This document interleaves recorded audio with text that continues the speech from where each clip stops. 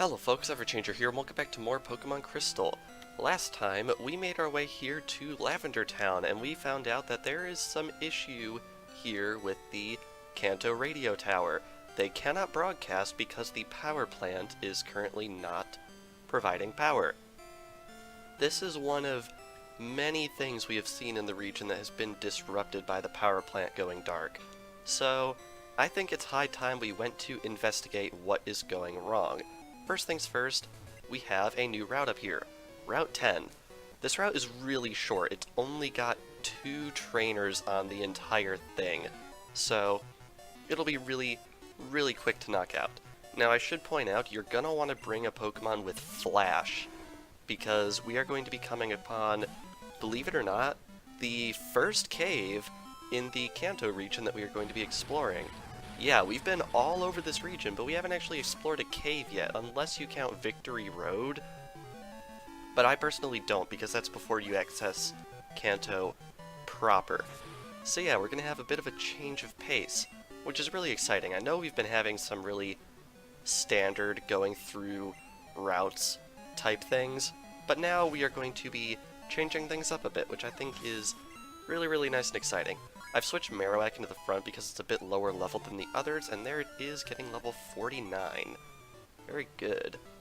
I'd have to say that's my loss. Indeed, that is your loss. You should own up to it. Anyhow, right over here, I believe, is the other trainer on this route. Yeah, this is a really tiny route in this game. In fact, I think it's actually one of the few routes that isn't significantly smaller than it was in Red, Blue, and Yellow. At least this half of it, but there's definitely fewer trainers with only 2. I think in Red, Blue, and Yellow there were like 4 or maybe even 5 trainers out here.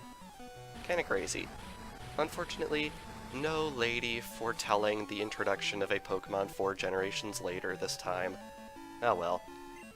Anyway, gonna take out that Machamp because it is only level 35. And that is every single trainer on this route. Yeah, already. Kind of, crazy. Anyhow, this sign right here, Route 10, Cerulean City to Lavender Town. And we have a cave. Go inside, and it is dark. Now, I have to say, I really like this remix of the Kanto cave theme. I know it's like a really basic thing, but it's something I really do like. Now, of course, as with any other cave, I definitely recommend bringing quite a few repels, although I'll be honest, this is a very small cave. Now, I believe there is a hidden item around here somewhere. Well, first off, we have an elixir, which is really nice. And then we can loop right over here and grab TM47, which contains Steel Wing. That is a really nice TM that we've got there. Now, I believe there's a hidden item somewhere around here. Is it here? Yes. There's an X Defend. Keep that in mind as you go through here. And if we go over here, you will notice that this is a 2-floor cave, and only in the basement, during the daytime, you can obtain the Pokemon Kangaskhan. Finally! Kinda crazy, right? Right here we have a Max Potion. Very good. I should also mention this cave is also home to, what was it? Cubone and Marowak. So, if you either don't want to get a Cubone from the Game Corner in Goldenrod, or if you're not playing Crystal version, that is an option for you. Right here we have a Revive, which is very nice, and I believe there's only one item left, although we might have to loop back around into this cave. This cave is kind of partitioned into a few parts, so you are going to have to navigate down and up and down again, so keep that in mind as you go through here. I believe there's one more item for us to get in this cave. Is it down here? Let's see. Yes, there it is. There's an iron, so that should be absolutely everything in the basement of the cave, and I believe there's one more item upstairs as well. Alright, gonna restore our repel, and then we can head up this way. Now there's a hidden item somewhere on this floor. Is it right here? Yes, it is. X accuracy, but I have no space left, of course. Let's see what we can do about that. Can we use this on anybody? Technically we can. We're just going to use this berry on Marowak just to eat up a little bit. And there we go. X accuracy, very good. And that should be absolutely everything in the entirety of Rock Tunnel. You will notice no trainers. In Generation 1, that cave was home to quite a few trainers, but here there are 0 trainers. Kinda crazy. And right here you will notice Route 9 and Route 10 are sort of split right here, and Route 10 actually has a Pokemon Center, believe it or not. Pretty interesting stuff. So yeah, this Pokemon Center was basically there in Generation 1 because this was a very long route to navigate, but in Generation 2 it's really, really short, so I don't really understand why they put the Pokemon Center here. Now, one thing I'm not sure about is if we can fly to this Pokemon Center. Let's see here. The answer to that question is no, we cannot fly to this Pokemon Center in Generation 2, so keep that in mind. Anyway, right up here, we have Route 9, which we're not going to be exploring quite yet because we actually want to surf over this way. Now, I'll be honest, I'm not sure how you're supposed to know this is down here unless you take a look at the town map, because I don't think anyone will actually outright tell you, but this is actually the home of the Kanto Power Plant, which has been completely refurbished and is now actually functional in Generation 2, so it's one of the few things that actually got a facelift from Generation 1. Pretty interesting. Also worth noting, this patch of grass right here is the only place in the entire game that you can catch the Pokemon Electabuzz if you did not get an Elekid from the Odd Egg back way when we got it. And you can also breed that Electabuzz to get a hold of Elekid if you wish to do so. So yeah, finally, here's the regular opportunity to obtain that Pokemon. Very cool. Anyhow, head right on in here, and this is the power plant. A thief broke into the power plant. What is the world coming to? Aha, seems we're getting some answers. This power plant had been abandoned in the past. We got it back up and running to provide power to the magnet train, and the radio tower, and a couple of other important things like the lights in the underground path. You have to wonder, how did those things get lit in Generation 1? Ah well, someone made off with a part that's essential for the generator. Without it, the new generator's useless. Aha, finally we have an answer as to what has gone wrong. There has been a robbery. I collect Pokemon. Do you have Dugtrio? Want to trade it for my Magneton? If you have a Dugtrio, which we actually cannot obtain in the game for a little while yet, you can trade it for this guy's Magneton. Normally this trade wouldn't be a big deal, because you can get Magneton like way earlier in the game, but actually, this Magneton is special because it holds the only other metal coat in the entire game. So if you want to, this is where you get the second one. The magnet train consumes a lot of electricity. It can't move if the new generator isn't operating. The power plant's manager is up ahead, but since someone wrecked the generator, he's been both sad and furious. Very interesting indeed. Let's head right on over here, and this is indeed the manager. I'm ready to blast someone. Who would dare ruin my generator? I spent so much time on it. If I catch him, he's gonna get a taste of my zap cannon. Yep, seems like a pretty infuriated guy, so I think we better leave him alone to stew, and of course Repel's effect wears off. Convenient. I just got word from Cerulean. It appears that a shady character has been loitering around. Could I ask for your cooperation? Aha, so there is a shady character loitering around Cerulean City.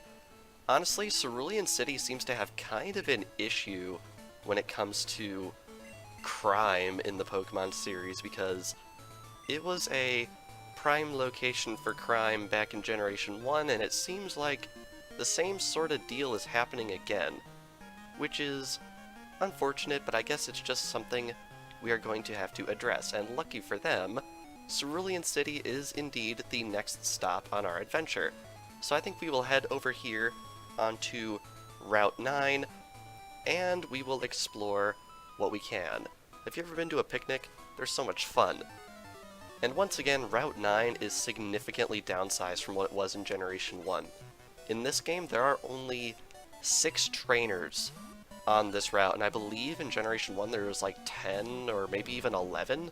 So, yeah, definitely something worth noting. This is again another location in Kanto that has definitely been downsized in the past 3 years. You have to wonder what that must have looked like in universe, seeing everything just get drastically smaller for some reason. Oh, video games, the only medium where something like this would make any sort of sense on any sort of level. Alright, luckily our Marowak is equipped with Fire Punch, which I think was a very, very good decision, because we can take down this picnicker, no big deal. Very good. Oh, she says. Riveting dialogue right there. Now, I believe there's a hidden item. Yes, there's an ether hidden right here, which is the only item on this entire route. So make sure to keep it in mind. I'll tell you a secret. But first, we battle. This guy has a secret. Secrets are always fun, but you always got to be careful with secrets because you don't want to damage anything with your secret. You know, it's one of those things you got to be careful with. Got a Doug trio coming out right here, and it's using Dig. Oh, this is great. Earthquake is great, because if you use Earthquake on a Pokemon using Dig, it does double damage, I'm pretty sure, and I don't think it's possible for it to miss. So, yeah, Earthquake destroys Pokemon using Dig, as we saw right there. Very, very interesting mechanic. I'm really glad they did that. They didn't have to program in that specific case, but they did, which I'm very happy about. Anyhow, take out that Onix, and that is trainer number 2 on the route. Down and out. Oh dang, I lost that, he says. Very good, because it means we won that. Now, what's your secret? The power plant is across a small river. Oh, okay, so someone actually does explain it to you, although it is very out of the way, we have to admit.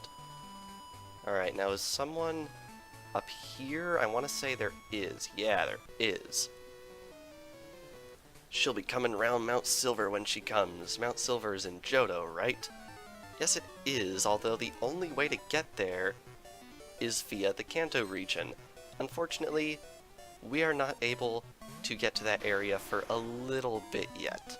In fact, probably not for a while, so just keep that in the back of your mind. We saw Mount Silver all the way at the beginning of the game on the town map, but we still can't get there. Definitely intriguing. Intriguing indeed. Alright, now I gotta say, this Earthquake is definitely paying dividends. I'm really glad I gave it to Marowak, because Marowak gets the same type attack bonus on this thing, so Marowak dishes out the pain on anything that is vulnerable to Earthquake. Oh, I love it. I love it so much. Alright, we're almost to level 50. We're probably going to get it right here when we take out this last Graveler. And unless something dumb happens, I think this one is going to go the same way as the other two. Down and out from our Earthquake. Very nice. And there we go. Am I seeing a 50? Yeah, I'm seeing a 50. Beautiful. Absolutely beautiful. We get +4 on our HP. That's pretty good. I was too busy singing. Yeah, there are times when you sing, and there are times when you don't. So, let's see. Who are we going to fight next? No one up here, interestingly enough. Got a trainer right here. I believe this is the 4th trainer on the route. I came to explore Rock Tunnel.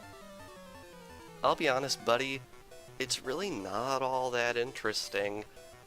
Like, how long did it take us to get through Rock Tunnel? Like 5 minutes? I don't remember how long Rock Tunnel took us back in Yellow, but it was definitely longer than 5 minutes. But I mean, that's a trend across all of Kanto in this Let's Play. Now, one thing that was really, really funny to me, the Marsh Badge, and I believe also the Soul Badge, we obtained in this Let's Play an episode before we obtained it in Yellow.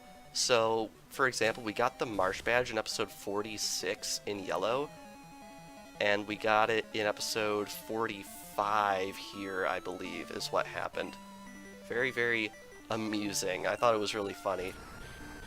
Just goes to show how much shorter Pokemon Crystal really is, because since they had to cram 2 whole regions onto a single game cart, they had to make the main campaign of Crystal pretty short. Of course, my episodes in this series are also longer than the episodes in the last series, so that might have something to do with it. Route 9, Cerulean City to Rock Tunnel. Now I have to wonder why on earth it didn't say Route 9... Like, the Route 10 sign said Lavender Town to Cerulean. But that's not exactly right. Not really sure what's up with that. Camper Sid wants to battle. He is using yet another Doug Trio. Kind of a strange trend here. Had multiple trainers with Doug Trio, of all things. I wonder if we can get it to use Dig. That would be really funny. Now, one thing I've always been surprised about with Doug Trio is it's impressively fast. Like, you would think that a Pokemon like Doug Trio wouldn't be all that fast, but it's actually quite speedy when you compare it to other Pokemon. Alright, next up is a Poliwrath. I think we are going to switch over to Electabuzz to deal with this one. And believe it or not, I think this Poliwrath is actually lower leveled than Chuck's. I think Chuck's was level 30. I'm pretty sure it was in the 30s, yeah, so kind of crazy how just wonky the levels are in this game. It bears repeating, because it's like, it casts itself over the entire region, how just strange this is. Anyway, got a Primeape coming out, so I think we're going to switch over to our Crobat. Very good. I gotta say, even though Crobat hasn't been pulling quite as much weight as some of the others, I think it's still a very respectable member of the team. Before we go into some later, more challenging battles, I'm probably going to give it Toxic.